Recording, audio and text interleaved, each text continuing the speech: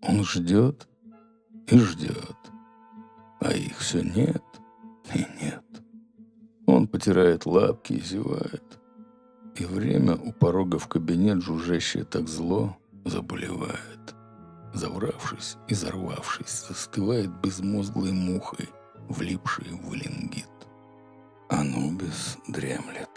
Наконец шаги, не твердые, и робкий стук, и скрип тяжелой двери. «Здравствуйте, голубчик, садитесь». Зверь листает манускрипт, а посетитель, немощный старик, бледнеет, разглядев его получше. Сидит шакал, чудовище, посредник страны загробной, мук на много лет. И жалкий, грязный, тощий, как скелет, старик тоскливо шепчет: «Я последний». На радостях шакал вильнет хвостом. Дописан каталог. Вся желчь и сплетни, людские дрязги, вой тысячелетний. Какой, однако, препротивный том. Подробная и тщательная опись. А вам, голубчик, в 3-й каземат. Там ждет вас белозубая Амат. Закроет опус и уедет в отпуск, напустивший Крит. Гонять котов. Искать волчицу на руинах Рима. В наряде из несорванных цветов земля прекрасна и необозрима. Ни войн, ни смут, ни жертвенных костров.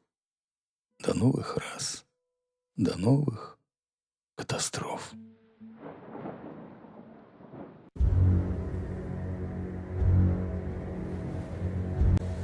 Война, мой дорогой. Идет война, где ты страна, и я страна. Атаки. В окопах поножовщина и драки. Бараки для солдат. А те не спят. Клопы, как мини-армии, во мраке на них идут. Отряд. Еще отряд. Ряды неслышных полчищ кровососов. Война. Идет война. Пора доносов, несносных обвинений, взрывов, дрязг. И в клочья вдрызг сердца надежды, лязг упреков, одержимость. Без вопросов корить и покорить, не сдаться в плен. Но это тлен, мой друг. Ты слышишь? Тлен. Закрой глаза.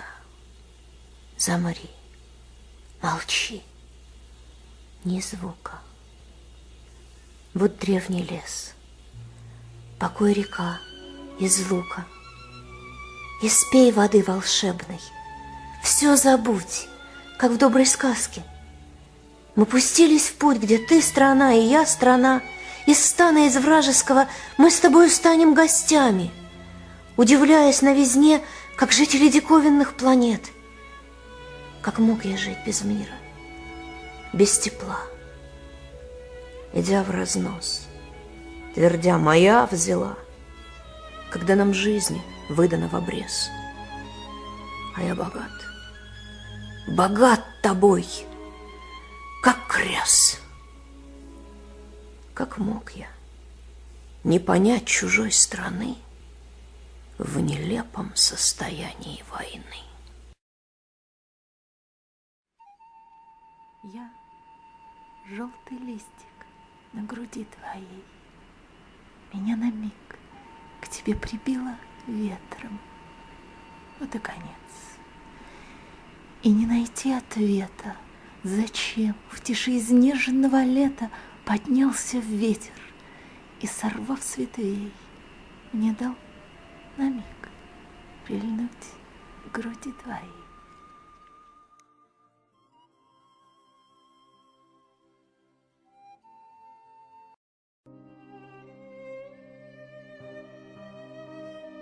Ты, конечно, забудешь. И странное это безумие, непонятный, нежданный, смешной урагановый бред. Ты вернешься в тот мир, где до слез надрывается зуммер в телефоне пустом, и где найден удобный ответ на вопросы «зачем?», По каким неизвестным спиралям нас несло через дни, чтоб, столкнувшись у края земли, мы друг друга с тобой беззастенчиво, бешено крали у стреноженных дней. И над нами шумел эвкалипт, удивляясь неистовой страсти двуногих растений, что пришли в этот лес и расстаться почти не смогли. Ты забудешь, любимый, и только останутся тени, две счастливые тени у самого края земли.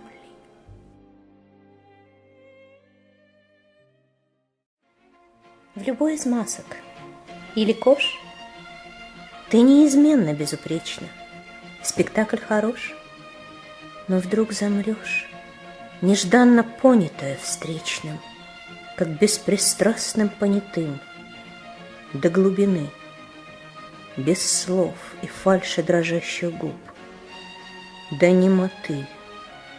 Скорей к нему, но немо ты шагнешь назад, как можно дальше от беззащитной наготы, когда во всем, конечно, прав, твой гость, не вытирая ноги, придет, чтобы разбирать твой нрав, твои пороки и пороги, как театральный критик строг, внимателен и беспощаден, он составляет каталог в тебе живущих ведьм и гадин.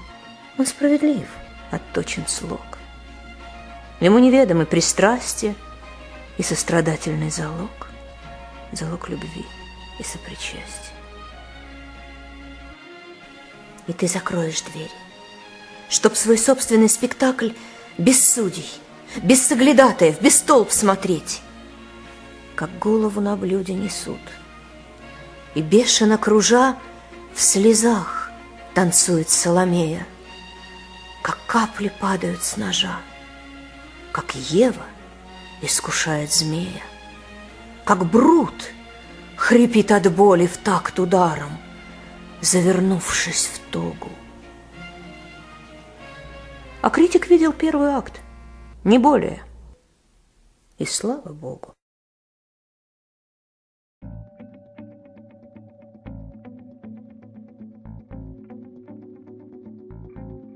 Мы уплываем, словно шаткий плод, чуть не слетевший вниз в земную полость, когда планета ринулась вперед, и древняя Пангея раскололась, и мы на ней, пришельцы, чужаки.